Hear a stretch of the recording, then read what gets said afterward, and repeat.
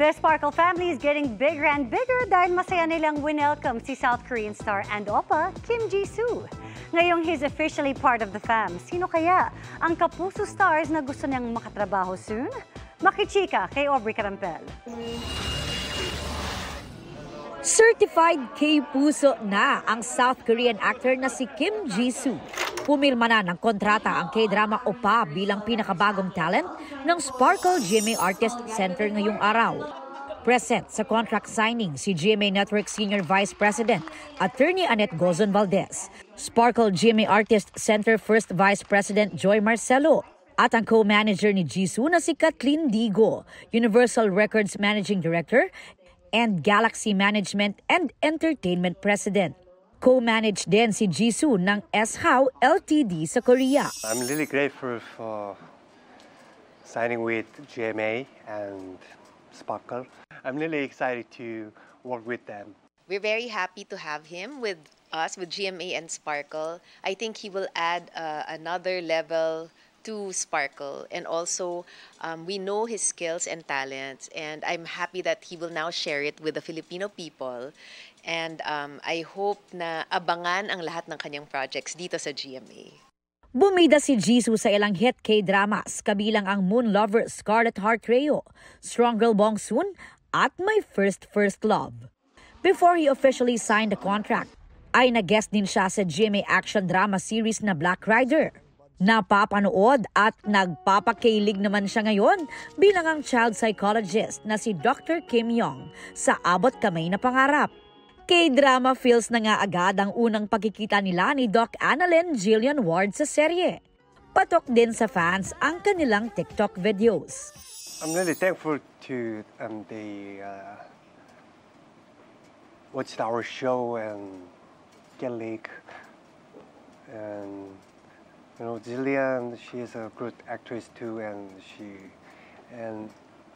the Abot Kamay team, they always welcoming me and help me a lot. So I love to work with them. It's really fun. Meron pang isang project na niluluto, drama rin, for prime time. So abangan na lang nila. Pero meron na yon. Pero sino-sino pa nga ba ang gusto niyang makatrabahong kapuso stars? I worked with Lulu Madrid, but we didn't have a same scene. So if I have a chance, I want to work with him soon. And also the Bobby Forteja. Kumusta naman kaya ang kanyang experience bilang isang kapuso? I get to learn like new culture and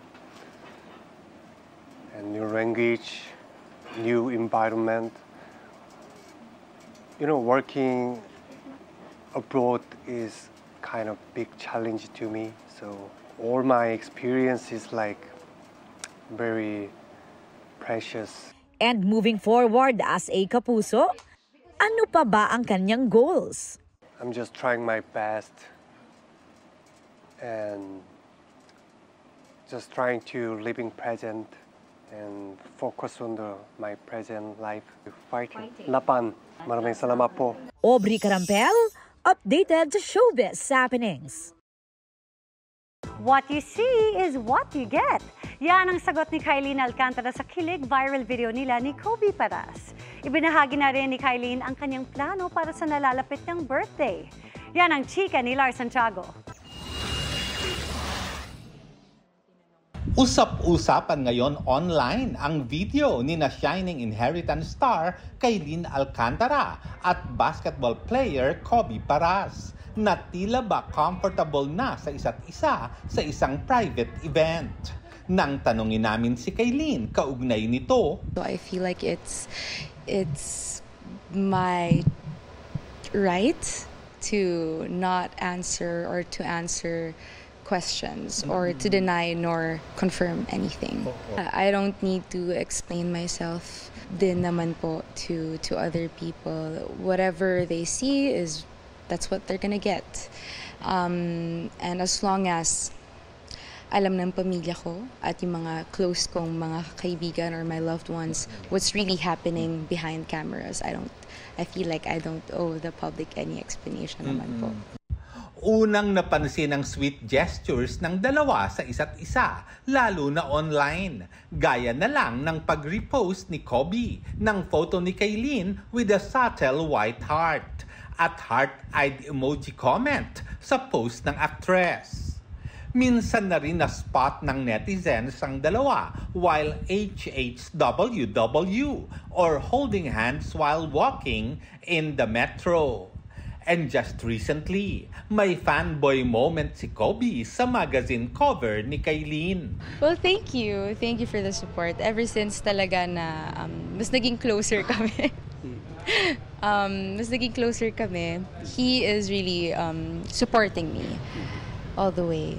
Wala mang direktang pag-amin sa kanilang status, ay may kakaiba namang paglalarawan si Kaylin on what they have. It's a different feeling po. So I don't know the exact words to describe it.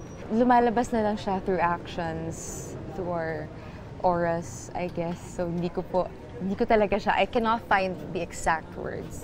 Sa ngayon, pinaghahandaan na raw ni Kaylin ang kanyang trip to New York para sa kanyang birthday sa September 3. Makakasama raw niya rito ang kanyang mommy. Yun naman po yung sinasabi ni Mama. Ayokong may birthday ka na wala ako doon. At gusto ko rin pong makapag-bonding kay Mama doon. Kasi para po siyang mother and daughter vacation na rin. Alam niyo naman pong... In time naman daw sa pagkapalabas ng afternoon prime series nilang Shining Inheritance sa September 9 ang kanyang pagbabalik sa bansa.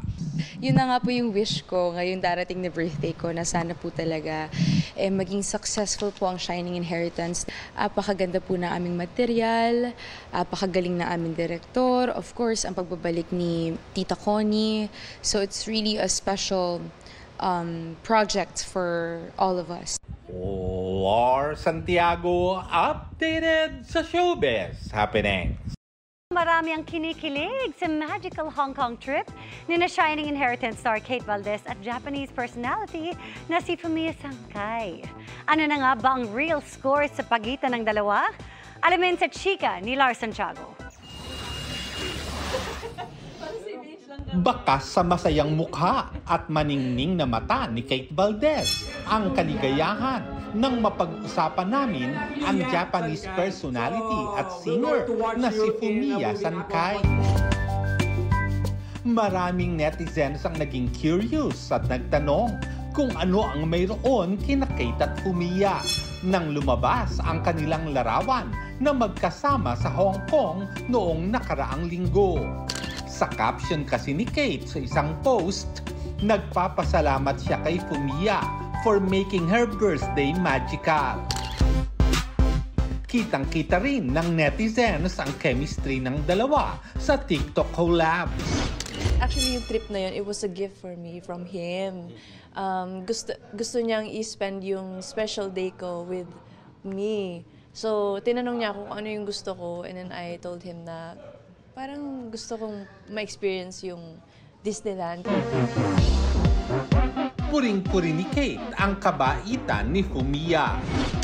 Sobra po, Tito Lar. Parang I'm very at peace when I'm with him. And I feel like parang kahit na may problema, parang he's there always talaga. Kayo na? Tito Lar, sobrang happy kami sa isa't isa, sa presence ng isa't isa. So, are you in love? Yes. Sobra. And I'm happy and I'm grateful for him. Pero paano nga ba nagkakilala ang dalawa? Mga friends, ganyan. Tapos attending sa events. Kasi now he's an artist na. He's making songs, music, ganyan. So, umattend ako and then I met him and then yun. Talay-talay na po. Sa ngayon, masaya si Kate sa lahat ng aspeto ng kanyang buhay. Lalo't bukod sa love life, ipalalabas na ang Shining Inheritance sa September 9.